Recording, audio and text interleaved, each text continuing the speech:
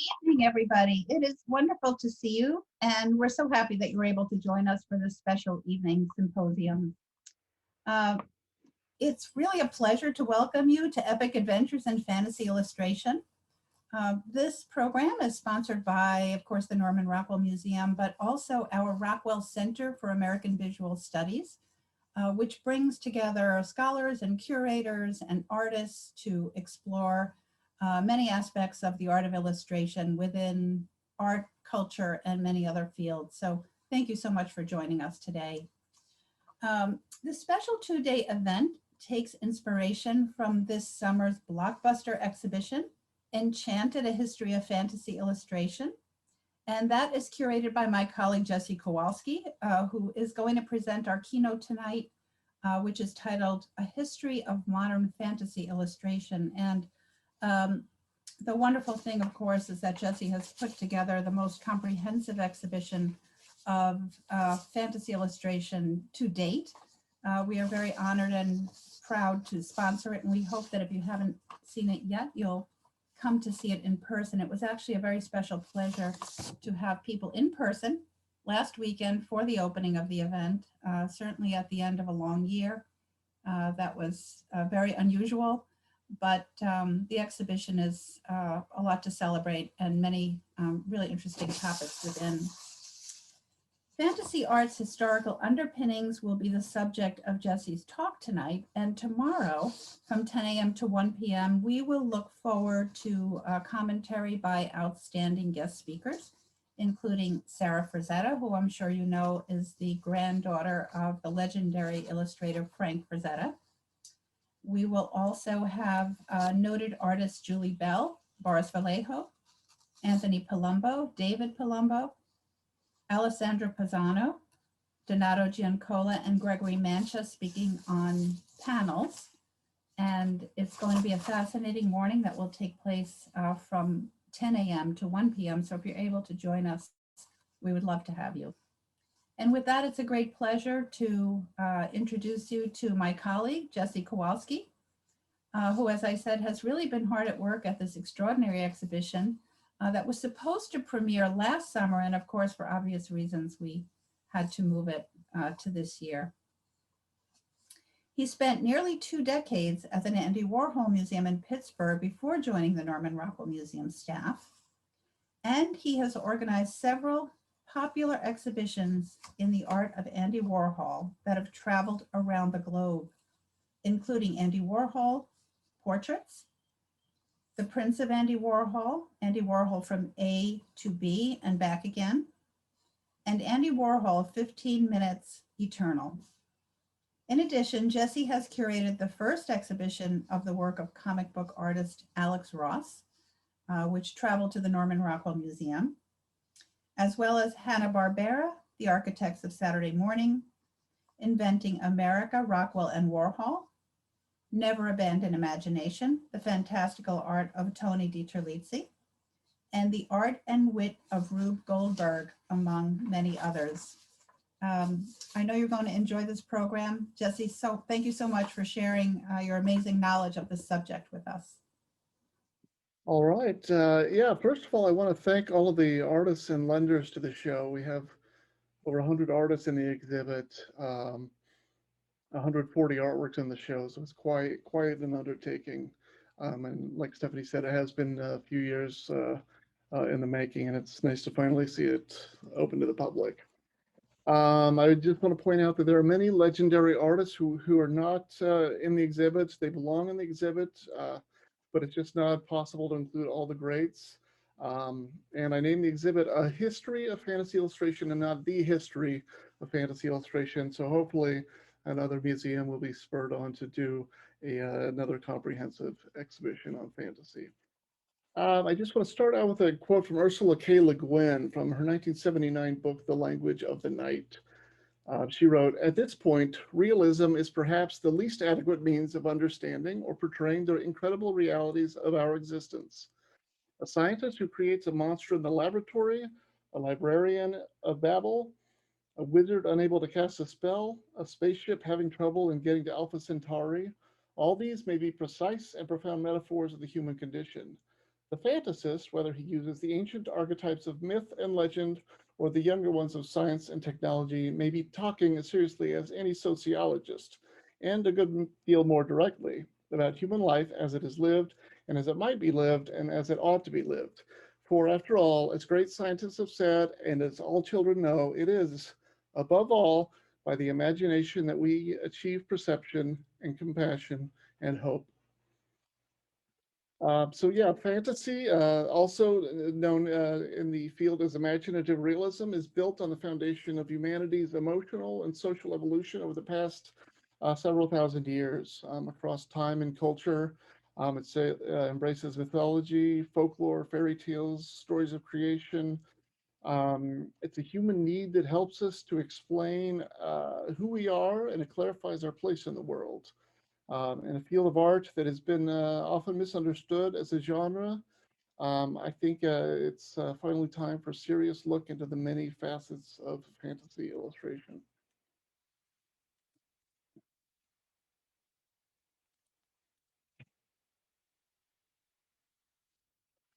As Stephanie said, it's currently on view at the Norman Rockwell Museum, and it will be open through October 31st. And then it will be traveling to the Hunter Museum in Chattanooga, Tennessee, and next summer, and then the Flint Institute of Arts in Flint, Michigan, following that. A lot of people have asked me, why is the Norman Rockwell Museum doing a fantasy show? Well, it's in the museum's mission not only to focus on the art of Norman Rockwell, but also the art of American illustration. And we do a number of illustration projects. Some of the ones on view on this slide are Jerry Pinkney, book author. We've got Wyeth, Parrish, and Rockwell, Keepers of the Flame. On the bottom left, there's the Hanna-Barbera show. The next one, Gloria Stoll-Karn, a terrific pulp artist, and an exhibition on the Boy Scouts, of which Rockwell was long affiliated. And also Rockwell did a number of fantasy pieces. This is a terrific piece, Boy Reading Adventure Story, and you can see above him he's picturing himself as King Arthur or Lancelot. Also, The Land of Enchantment. This is on view now at the Norman Rockwell Museum, thanks to the New Rochelle Public Library. A very large piece, and of course you see two children in the foreground there reading, while in the background you see pirates, various fairy tale creatures. And of course, many of the artists in the exhibit named Norman Rockwell as a key influence on their work. One example here is Jean-Baptiste Monge. He did the portrait on the right, The Kensington Lovers, based on Rockwell's puppy love for his book called Celtic Fairies. Originally, the exhibit was going to be called Brave Knights in Heroic Courage, A Century of Fantasy Illustration. Of course, it changed. It was originally just going to be a century of fantasy illustration. But the farther I got along, the larger the show grew and became a history. And the title Brave Knights and Heroic Courage comes from a quote by C.S. Lewis, if you bear with me here. From 1966, he wrote, any serious attack on the fairy tale as children's literature comes from those who do not wish children to be frightened. I suffered too much from night fears myself in childhood to undervalue this objection. I would not wish to heat the fires of that private hell for any child. On the other hand, none of my fears came from fairy tales. Giant insects were my specialty, with ghosts a bad second. I suppose the ghosts came directly or indirectly from stories, though certainly not from fairy stories, but I don't think the insects did. I don't know anything my parents could have done or left undone which would have saved me from the pincers, mandibles, and eyes of those many-legged abominations. And that, as so many people have pointed out, is the difficulty. We do not know what will or will not frighten a child in this particular way. I say in this particular way, for we must here make a distinction.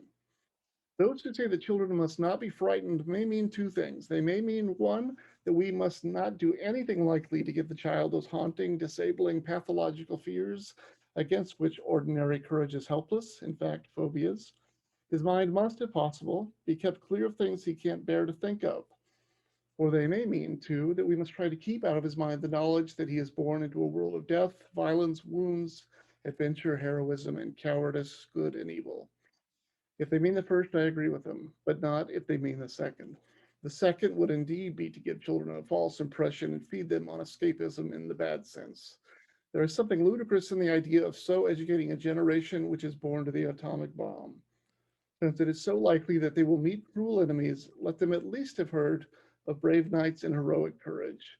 Otherwise, you are making their destiny not brighter, but darker.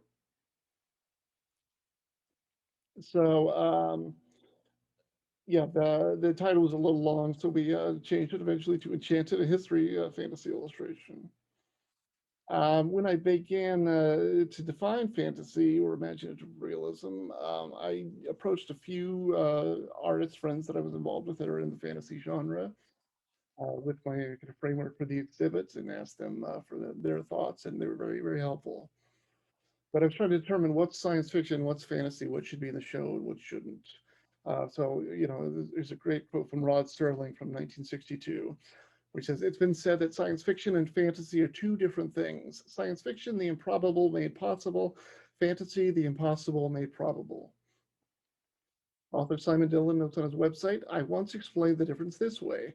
In Star Trek, the Enterprise goes to warp speed because of some confusing gobbledygook about dilithium crystals, quantum tunnels, inertial dampeners, and the warp drive. In Star Wars, the Millennium Falcon goes to light speed because it can." And in the collected stories of Arthur C. Clarke, he wrote, "Much blood has also been spilled on the carpet in attempts to distinguish between science fiction and fantasy. I have suggested an operational definition. Science fiction is something that could happen, but usually you wouldn't want it to. Fantasy is something that couldn't happen, though often you only wish that it could." So that was my basic framework. And I determined that knights, fairies, elves, the Wizard of Oz, the Lord of Rings, those were all in the fantasy genre. Not in the fantasy genre, started out with gunpowder, technology, space travel, and of course Star Trek. And I debated Star Wars because there are fantasy and sci-fi elements, John Carter as well, Flash Gordon, and then fantasy figures in religion.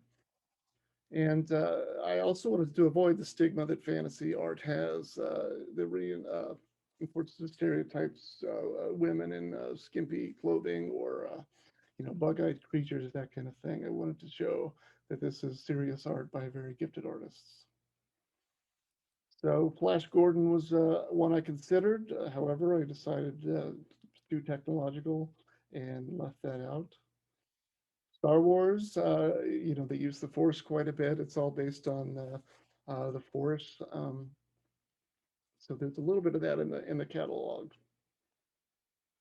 And then things like Gunslingers is out of the question. He's got gunpowder, of course. And then on the right, Jose Segre's War of the Worlds was also out. So we'll save those for another exhibit. And researching fantasy. So I consulted a number of books by Carl Jung about archetypes, symbolism through generations and generations of humankind. And also I consulted the works of Joseph Campbell, specifically The Hero with a Thousand Faces, which talked about the hero's journey. This is an example of the hero's journey that Joseph Campbell talks about.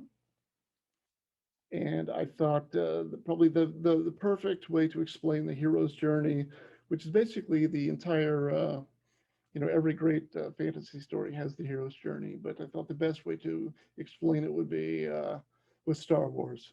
George Lucas, of course, is a huge fan of Joseph Campbell and believed very faithfully in Joseph Campbell's thoughts on the hero's journey. So if you follow me on the map here, at the beginning, we've got the call to adventure, Leia inserting the hologram into R2-D2. Follow that with a supernatural aid. We've got Obi-Wan Kenobi. And we've got the helper here, or the mentor as he approaches challenges and temptations. Han shoots first, Greedo shoots first. I'll leave it to you. And finally, at the bottom here, we have the abyss, the possible worst it could be. the death and rebirth, and in the film, of course, it is the literal death of Obi-Wan Kenobi and his rebirth later. Of course, Luke's transformation here. And finally, the atonement as he blows up the Death Star. And the return, the gift of the goddess, as he returns home, a fully formed man. Just after the release of Star Wars in 1977, George Lucas told Paul Scanlon of Rolling Stone magazine, "I wanted to make a space fantasy that was more in the genre of Edgar Rice Burroughs, that whole other end of space fantasy that was there before science took it over in the 50s. Once the atomic bomb came, everybody got into monsters and science and what would happen with this and what would happen with that. I think speculative fiction is very valid, but they forgot the fairy tales and the dragons and Tolkien and all the real heroes." Additional sources I consulted, a number of historical sources, beginning with the Epic of Gilgamesh, really the first story written 2100 BC.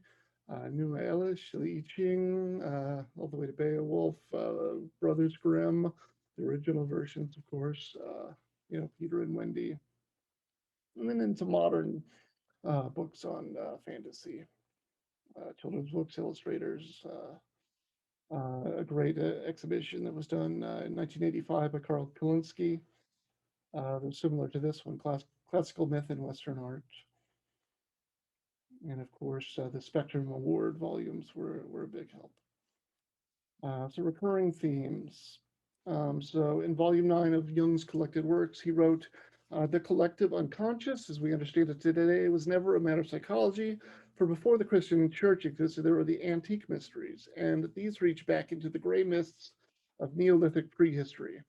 Mankind has never lacked powerful images to lend magical aid against all the uncanny things that live in the depths of the psyche. Always the figures of the unconscious were expressed in protecting and healing images, and in this way, we were expelled from the psyche into cosmic space."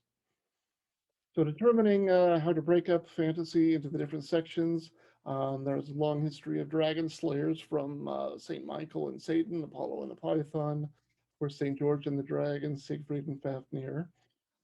Heroes and villains, from Milan to Prince Valiant to Conan the Barbarian.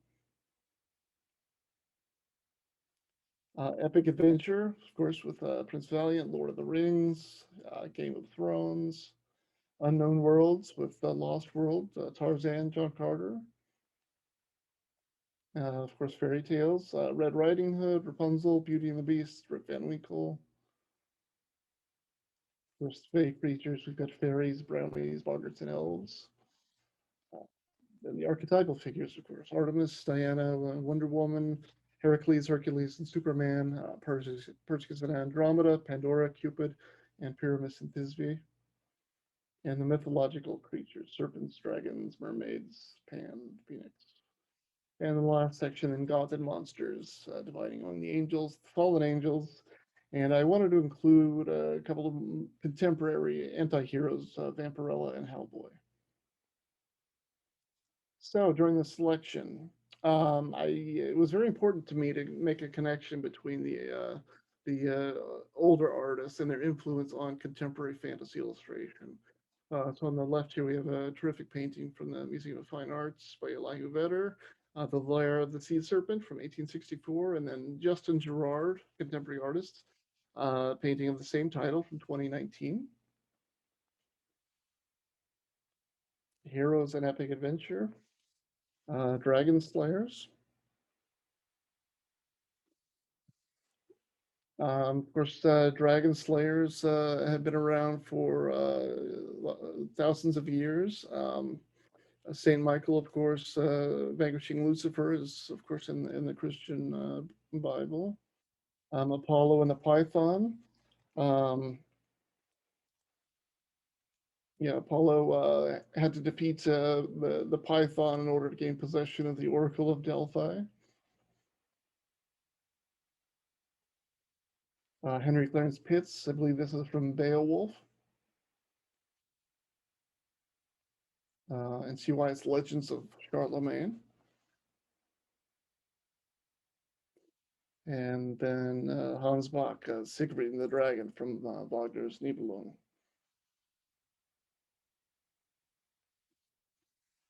So yeah, the story, the Nibelung, the first part of the story, Das Rheingold, may strike a familiar note with fans of Lord of the Rings. There's a search for a stolen magic ring forged from Rhine River gold by the dwarf Alberic that grants the wearer the power to control the world. And of course, the cover of the exhibition catalog and the introductory painting for the exhibits, Donato Giancola's St. George and the Dragon. So naturally, for a hero to rise, there must be a villain, a foe, or a shadowy figure in his way. Throughout the history of humankind, villains have taken all forms. More recent mythology, Gandalf and Frodo struggled against Sauron in Lord of the Rings. George R. R. Martin's Game of Thrones series. We have the Warring Families, the Supernatural Others, and of course, dragons. The Mastermind of Mars.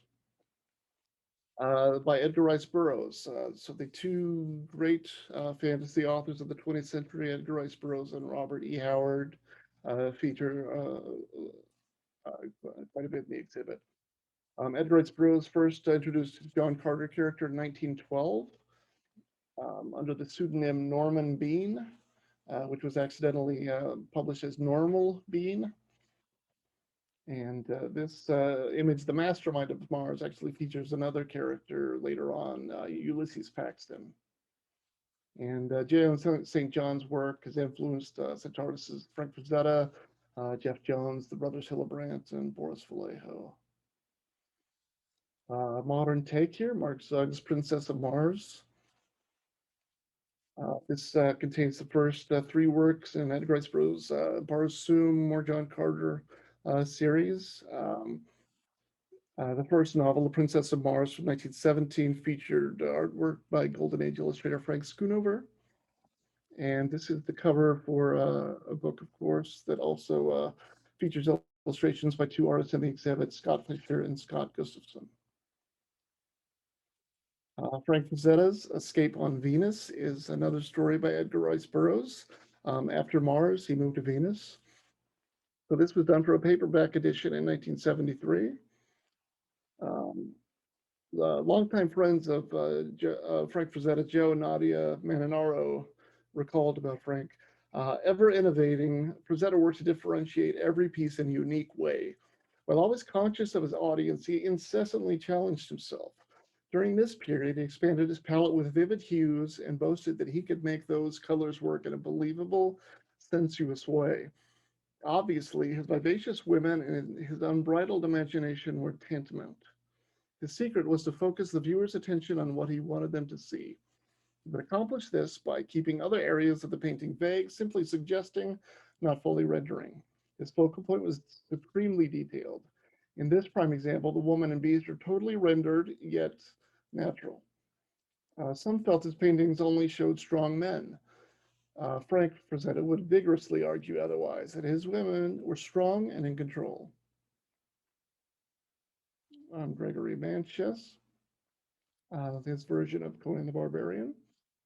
Robert E. Howard's probably his most popular creation. This was published in Weird Tales magazine in December 1932.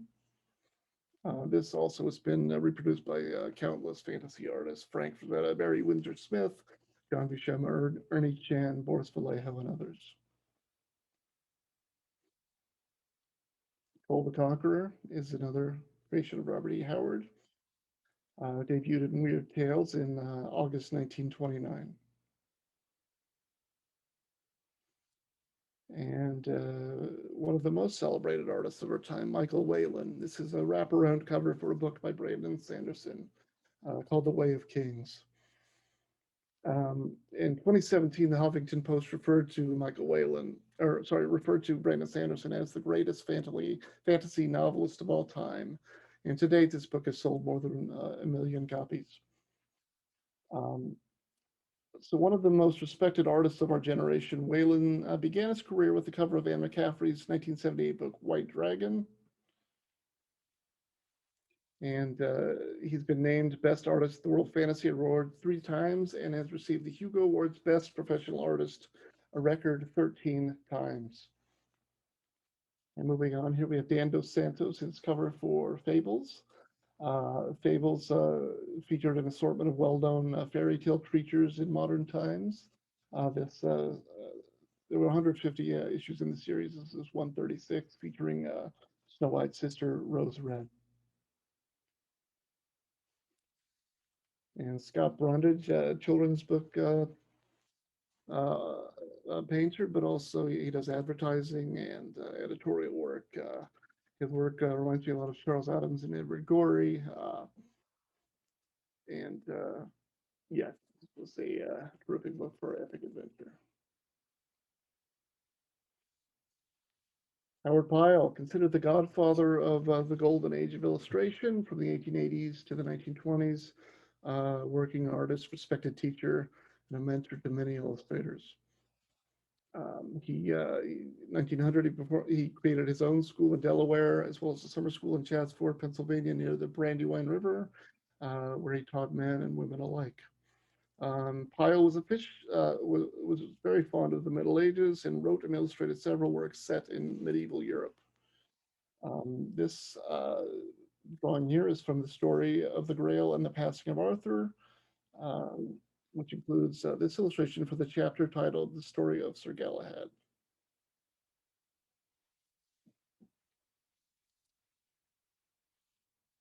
Okay, I have a question here. All right, someone is asking, do I play Dungeons and Dragons? What has been the effect of role-playing games on the genre? Do you feel it's enabled cultures other than Northern European to become more visible? Thank you very much for sharing these. Yes, okay. Yes, I do play Dungeons and Dragons quite often. My kids play as well. They're writing their own stories. Um, Role-playing games certainly has affected the genre. Fantasy, has grown more popular over the years, and I think Dungeons and Dragons now is more popular than ever. Here we go, N.C. Wyeth, Bruce on the Beach. Cover for a book, imagined Robert the Bruce and William Wallace from Braveheart fame as they meet when they return from Scotland, where Prince Philip IV of France promised to help them defeat the King of England. Of course, Hal Foster created the comic strip Prince Valiant in 1937. I think there have been over 4,000 weekly editions. It takes place in Arthurian England and is still being printed today. One of the artists in the exhibit, Gary Gianni, was an illustrator for Prince Valiant. And Frank Frazzetta's The Brain, cover illustration, of course, for Eerie magazine from March 1967. You imagine these really amazing pieces, and this was on the cover of a pulp magazine.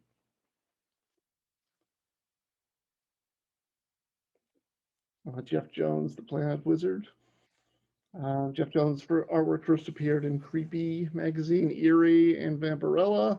Jones would eventually be declared one of the greatest fantasy artists of all time, including Frank Frazetta, who called Jones the greatest living artist.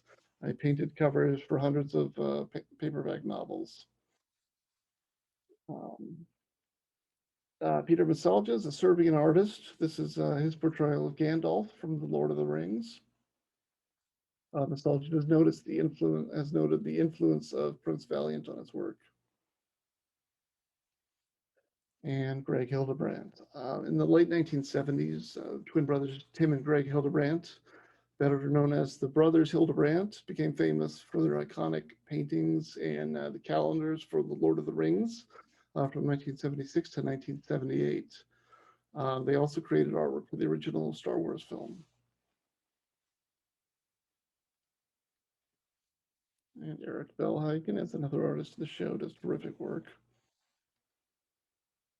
And Gary Gianni, as I mentioned, who had done work on Prince Valiant, had just finished this piece for George R. R. Martin's book, A Storm of Swords. Of course, we've got Daenerys Targaryen here with her dragons. Gary Johnny's also a big fan of Robert E. Howard. He's painted a number of characters: Conan the Barbarian, Cole the Conqueror, Bran McMorn, and Solomon Kane. And Victo Nye, Chinese artist, did this piece, The Hand of the Queen, as a promotional piece for HBO for the final season of the Game of Thrones. So it depicts Tyrion Lannister on top there, the hand of the queen for Daenerys. He's caught in, oops, sorry. He's caught in the middle of a feud between House Lannister and House Targaryen. And the second section is fairy tales. C.S. Lewis also wrote about fairy tales, a fantastic type of children's stories, the kind I know and love best. But the patrons of the other kinds very frequently want to condemn it. About once every 100 years, some wiseacre gets up and tries to banish the fairy tale. Perhaps I better say a few words in its defense as reading for children. It's accused of giving children a false impression of the world they live in, but I think no literature that children could read gives them less of a false impression. He writes, the fantasies did not deceive me, the school stories did.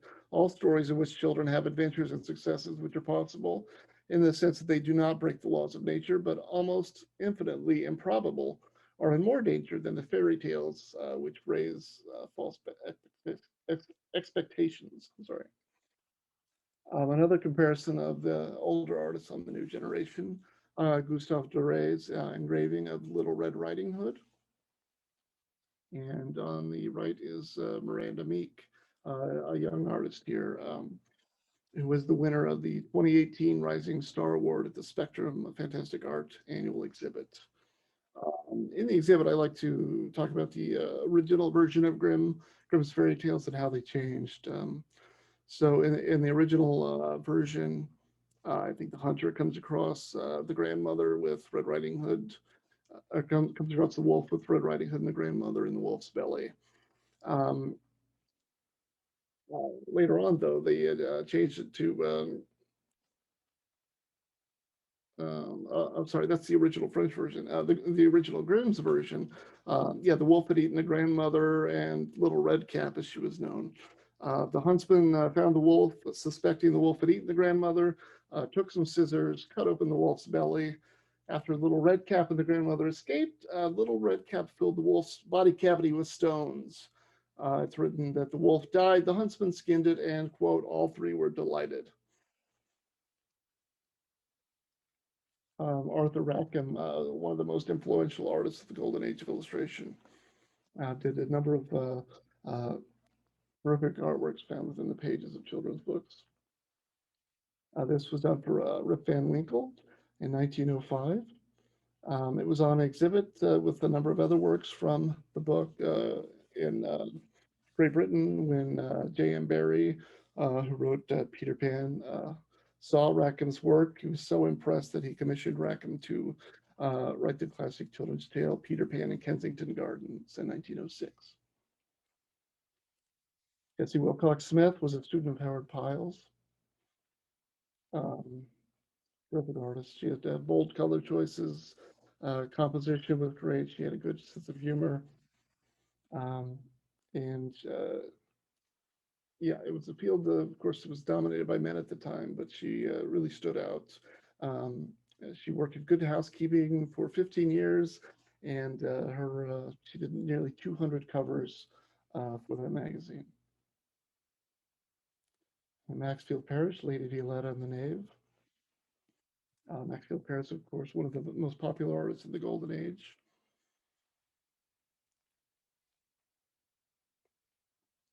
Norman Rockwell, you know. Ruth Sanderson, a terrific artist. She's best known for her illustrations of classic fairy tales. This was based on a Grimm's fairy tale, which I think she told the nicer retelling. It's called The Worn Out Dancing Shoes. It was originally published in 1815.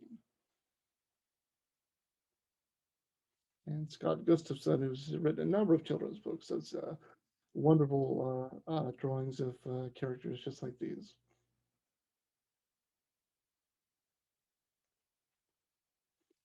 Thomas Blackshear, Beauty and the Beast. This is one of the paintings that kind of made his career. Um, he's very influenced by the artists of the golden age of illustration. Um, Beauty and the Beast has been portrayed by a number of artists: Walter Crane, Henry Justice Ford, Edmund Dulac, Ruth Sanderson, and others. Blackshear's fondness for the Gustav Klimt, the artist, um, is indicated here in Blackshear's use of gold leaf in this painting. And I couldn't leave out the Wicked Witch and Glinda the Good Witch, of course. Greg Manchess on the left and William Stout on the right. If you're not familiar with William Stout, he's probably one of the most influential illustrators of our time. He's worked on another number of Hollywood films, but in 1977, he published a book called The Prehistoric World of William Stout, in which he drew images of dinosaurs, which are pretty much how we view dinosaurs today. And in Michael Crichton's book Jurassic Park, he noted the influence of William Stout on the book. Then we move into Lost Worlds. Joseph Clement Cole, terrific artist. This was done for a book by Sir Arthur Conan Doyle. David Weissner does a number of children's books. Many feature no words at all, just images. Yeah, since 1980, he's written several children's books. Publishers Weekly named this book, June 29th, 1999, one of its 50 best books of the year. Peter Jablonski, a fellow Polish artist, did this terrific piece, Great Tree People, which was done as a concept art for a video game, Dishonored 2. And Alessandra Pisano, probably one of the rising stars in fantasy illustration, though she's very humble about it. So she won the Spectrum Rising Star Award in 2017. She often paints images of women in jungle or nature with wild animals. She's recently been commissioned to do works for Magic the Gathering. And she's also a student of another artist in the exhibit, Dennis Nolan. Jeff Echevarria, terrific artist who works in pencil and charcoal mostly. Very detailed work. One of the big readers. Of course, Richard Doyle, a British artist who began working for Punch magazine when he was 19 years old. The artists who worked there include Arthur Rackham, E.H. Shepard from Winnie the Pooh, and John Tenniel, who helped illustrate Alice in Wonderland. Palmer Cox, Brownies.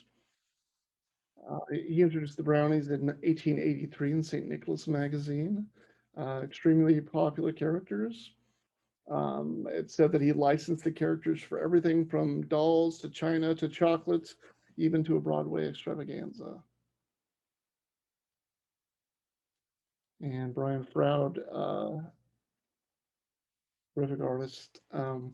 He wrote the book Fairies in 1977 with Alan Lee, which defined, I guess, the way that we view fairies now in the modern age. And he also worked with Jim Henson famously on films such as The Dark Crystal and Labyrinth, and was a huge influence on Tony DiGiulizzi's work, especially for the Spiderwick Chronicles and this piece from Arthur Spiderwick's Field Guide. So this is a common house boggart. I'd never heard of a boggart before, so I did a little research. I found in an 1825 newspaper, London's Literary Gazette, a family wrote about their encounter with a boggart. The writer wrote that it was some kind of specter or goblin that haunts houses or families, like the brownie of the Scotch or the niece of the Danes. Evidently, the boggart moved into the family's house and claimed occupancy. It was very troublesome. However, the family came to terms with the boggart, and the writer was happy to alert readers. Lauren Mills is a terrific artist. Done a number of books on fairies and other similar creatures. Did a book with Jane Yolen titled Alphabet, an ABC of Elves. And Annie Stake Gerard. Her style is very distinct based on the Rococo artists of the 18th century. Her work is very playful, often features fairies, elves, um, winged horses, things like that.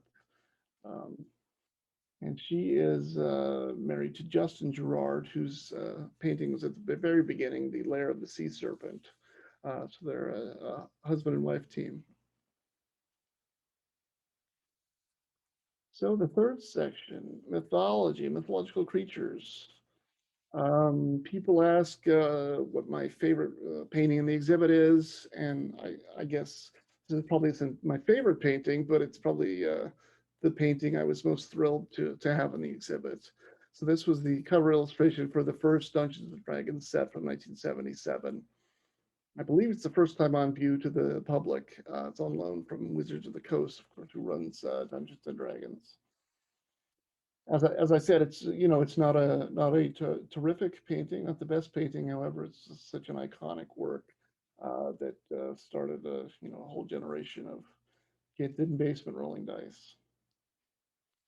And Jeff Easley, another Dungeons and Dragons artist. This piece is one of their most famous pieces. It was featured on the cover of TSR, the company that owned Dungeons and Dragons at the time. Their 1991 release, the new easy to master Dungeons and Dragons game. And moving along with D&D artist Tyler Jacobson, probably the biggest artist working at Dungeons and Dragons now. If you've ever played Dungeons and Dragons, this is the image that's on the Dungeon Master's screen.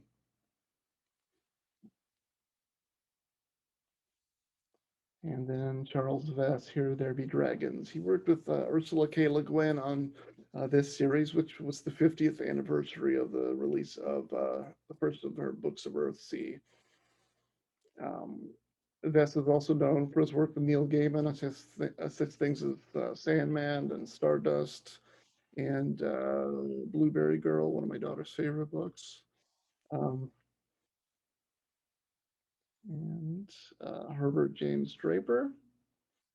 We move into mermaids here. So this was a pre-Raphaelite painter. The pre-Raphaelites placed heavy emphasis on fantasy scenes, medieval themes. Other artists in the genre: Gustave Moreau, John Everett Millay, Waterhouse, and many more.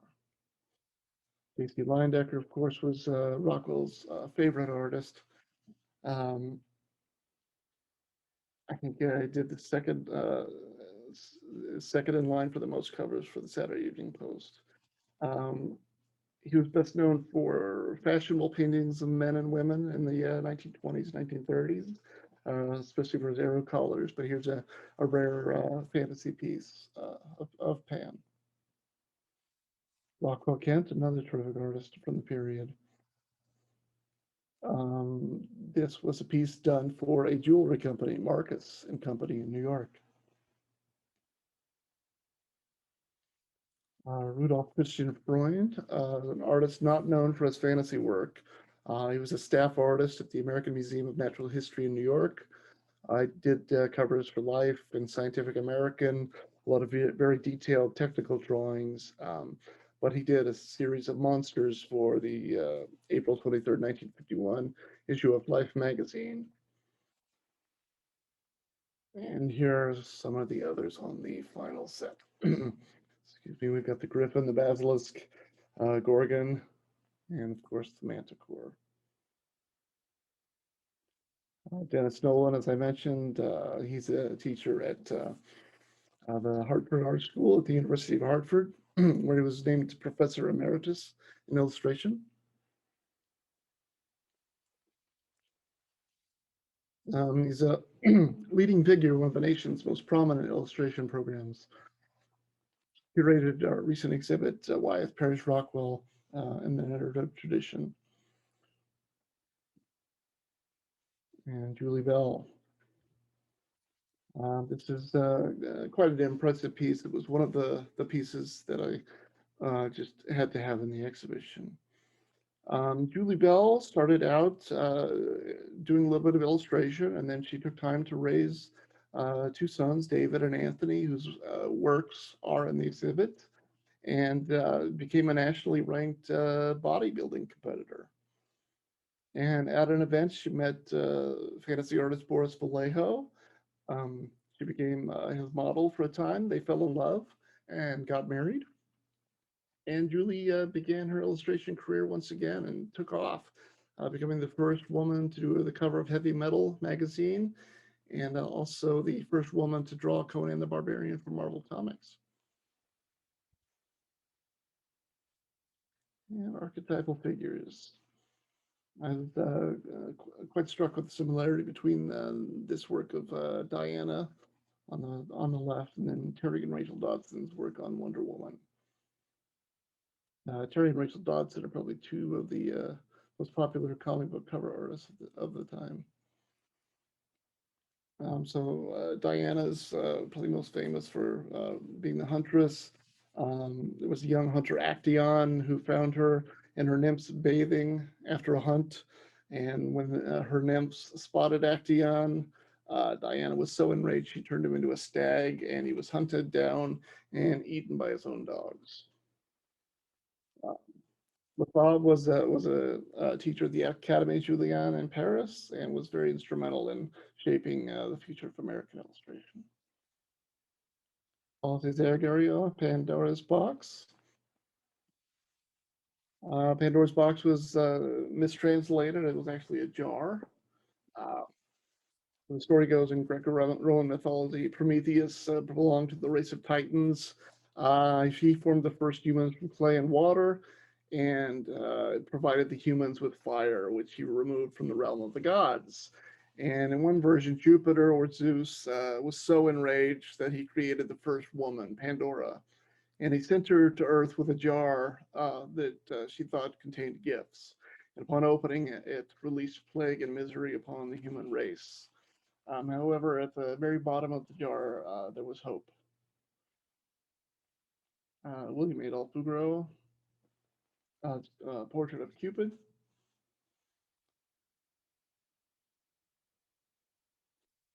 Bertha Corson Day. This was a piece done for a book by Catherine Pyle, Howard Pyle's sister, in which she did a number of stories from different cultures based on mythology. And Herbert Powell's Pyramus and Thisbe. This is kind of where Shakespeare got Romeo and Juliet. You've got the two lovers who are not allowed to speak to each other. Their parents' homes share a wall. There's a crack in the wall where they talk to each other, and they agree to meet one night. And she sneaks out first, and she finds a lion, and she runs away. She tears her dress on a bush where it leaves a little bit of red staining, and Pyramus um, comes by. He thinks that Thisbe has been killed by the lion, and he falls on his sword. Filled with sorrow, then Thisbe takes her own life with Pyramus's sword, providing Shakespeare with a great tale. Johann Lassala, a French artist, Grendel's mother from Beowulf, does terrific work with graphite, hydrangea petals, and gold leaf. Eric Bill Higgins, Mulan. Mulan is actually based on a real person, and the story is actually not that different than Disney's cartoon. Mulan was a character was a warrior in China around 400 AD, and according to legend, she took her aging father's place in battle, disguising herself as a man. And the final section, Gods and Monsters. Um, Yeah, so the earliest known writings on religion were found in the pyramid texts in ancient Egypt around 2400 BC, and also then in the Sumerian epic of Gilgamesh, 2100 BC. Carl Jung and Joseph Campbell differed on their feelings on religion. Carl Jung felt that, well, they both felt that religion and ritual and ceremony was very important to humanity's well being, and that it came from a set of innate archetypes present in the collective unconscious. Um, Jung was a devout Catholic, and Joseph Campbell was an atheist. However, they both felt the same way about religion. Um, uh, I wanted to include religion in this because of the amazing archetypes that are present throughout various cultures that had nothing to do with each other. I write in the book about the Elder Edda, the book of the Norse that was written in the 13th century, in which the god Odin formed a man from an ash tree and a woman from an elm tree, and then he created Midgard or Middle Earth, in which humankind could thrive. And then the Algonquin Indians created uh, had the god, the Earth Mother's son, Glooskap, who made a man from the trunk of an ash tree and formed smaller human beings, such as fairies and dwarfs.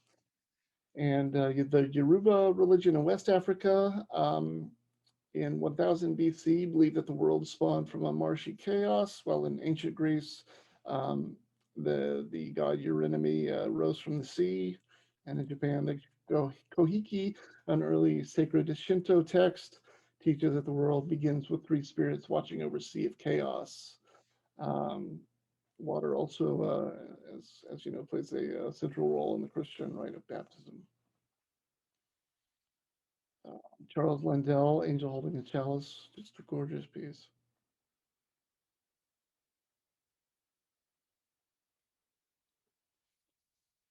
Gene Cornwell, another Golden Age illustrator, taught at the Art Students League. It was a student-powered pile, mostly known for his advertising works.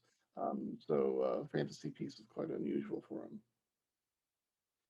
And then Anna Dittman, one of the younger artists in the show, um, lives in England now, an American artist, does many images of just ethereal images of men and women. And I thought this was just such a beautiful image to have in this section.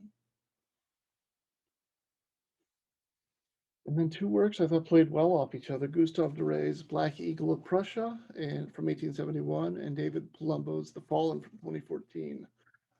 Gustave Doré did his painting during the Franco-Prussian War. He was very patriotic toward France, was very upset.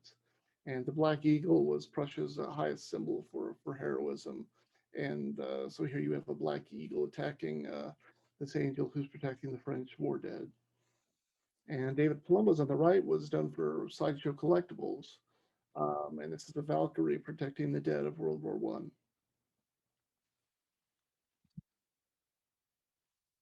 Thomas Blackshear, another piece in the show, Preparing to Sound the Alarm.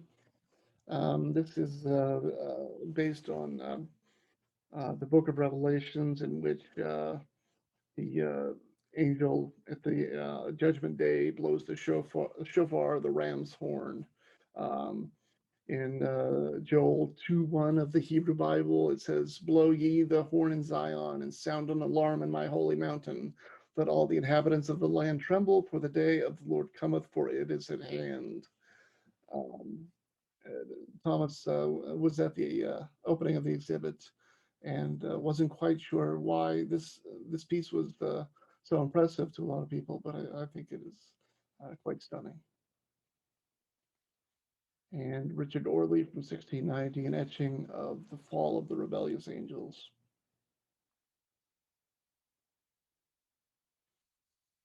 John Martin, Satan and Council. This was done for Paradise Lost. This is after Satan is cast down from heaven and is talking to his fallen angels. And Coles Phillips, terrific artist, known mostly for the Fadeaway Girl. He did these very distinct images, cutouts with women. This was done for a life cover. It was never used, though, due to the scandalous nature of the image. Brahms' The Nightmare has won many awards. Um, he's a terrific artist. He's written a number of children's books that are meant for adults. There's The Devil's Rose, Krampus, the Yule Lord, and a dark take on Peter Pan called The Child Thief. Alan Williams, The Enochian. The Enochian is based on a cult who believed in the 1500s that there was another book of the Bible that was never published, and it talked about different angels that existed, and they claimed that they had the alphabet that translated the language of the angels, and so the Enochian is Alan Williams' version of one of those angels. And Carla Ortiz, she does a lot of dark fantasy. Wizards of Coast commissioned several works from Carla for Magic the Gathering. This was the cover of the Magic the Gathering expansion set, The War of the Spark. And then I couldn't do a fantasy show without Cthulhu. H.P. Lovecraft was so influential to the genre that I approached the artist who probably could best draw Lovecraft, paint Lovecraft, Bob Eggleton. And I approached him about a piece, and he suggested that he just paint a new piece for the exhibition. So this was created just for the show. I'm a big fan of his work. He's in the weird fantasy genre, but between 1994 and 2004, he won the prestigious Hugo Award for Best Professional Artist 8 times. Perfect piece. And we end up with the anti-heroes, Mike Mignola, Hellboy. Mike Mignola, in a change from other comic book artists, Mike Mignola held control over his character and the rights over his character, and has continued to be successful to this day on 3 films and numerous comic books. Which Hellboy was born in hell from a human mother and a demon father. He's come to Earth and has decided to take on the bad guys. And then I wanted to include Vampirella in the exhibit because Frank Frazetta did the first cover of Vampirella. And of course, Vampirella is such a big fantasy figure, but as you can see, she often wears little clothing. So I chose not to go with any of these pieces. Instead, I found this terrific piece by Ben Oliver, which is a cover for a recent comic book, Vengeance of Vampirella. And I just thought it was great here, the way she's holding her hand, just like Bela Lugosi in Dracula. And before I close, I wanted to show a photograph from last weekend of about 20 artists in the show. It was a fun time, and many of them will be back for programs online and in person. And I'll just end with yeah. So yeah, fantasy is important, I believe, because humankind possesses a natural desire for ascension, a need for ritual, a need to better itself to achieve goodness. And as I said, when Pandora opened the jar full of evils of the world, at the bottom of the jar was hope. And I feel we conjure these creatures, dragons, knights, fairies, hobbits, Cthulhu, the big bad wolf, out of necessity. Fantasy provides us a roadmap that defines and expresses our innermost fears and desires. You can tell by the most popular films in these difficult times. You've got Godzilla versus King Kong, Wonder Woman, Justice League, and the Avengers. Fantasy, I believe, innately helps us determine how we may ascend out of the abyss and complete the hero's journey that each of us must take. And that's it. Are there any questions? Jesse, I want to thank you for a truly exceptional program and overview of this amazing field. Your work is extraordinary, and your knowledge, of course. Thank For you. those of you who aren't aware, Jesse actually does a really terrific illustration podcast called The Illustrator Studio. And you can find that on Apple Podcasts and on various places. But if you have any questions, I'd be happy to put them forward. Otherwise, we will look forward, hopefully, to seeing you tomorrow morning at 10 o'clock for another great day of conversation about fantasy illustration.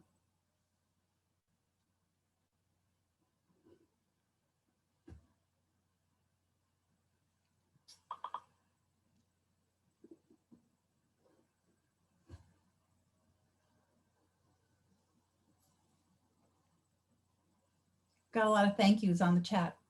Everybody's very excited about the program. That's terrific. It really was terrific. Yeah, so at 10 a.m. tomorrow, I believe, we'll have Sarah Frazetta on. Then as Stephanie said, we'll have Julie Bell, Boris Vallejo, and Julie's sons, David and Anthony Palumbo, and then Donato Giancola, Gregory Manches, and Alessandra Pisano. So just an amazing group and lots of fun conversations. Now, Linnea writes here, she's doing a master's thesis on character design and fairy tale illustration. Wow, terrific. What do you notice about good characters versus evil? Well, you know, I don't know. The good ones look nice and the evil not, and you know, they're depicted very distinct ways, and they have been for hundreds of years. You know, the witches all have warts on their nose, and the innocent girls are all very sweet looking, I guess. Some of the pieces I wanted to include in the show, but could not procure. Mostly works from Europe. You know, some of the older pieces. It's just too expensive to ship a lot of these pieces, especially since many of them are large scale works. But it would have been terrific to have those. But we found a number of excellent works in private collections in the U.S. Jesse, I was also thinking about with that question, the Henry Darger that was so amazing. Oh, yeah, the American Folk Art Museum has a Folk Art number of Museum, yeah. pieces by Henry Darger, who was an outsider artist and drew thousands and thousands of these very, very detailed drawings. And he had a piece, I think it was 10 feet long, and it was double-sided. So that was one piece we had considered, but the cost to ship and display it was a little prohibitive.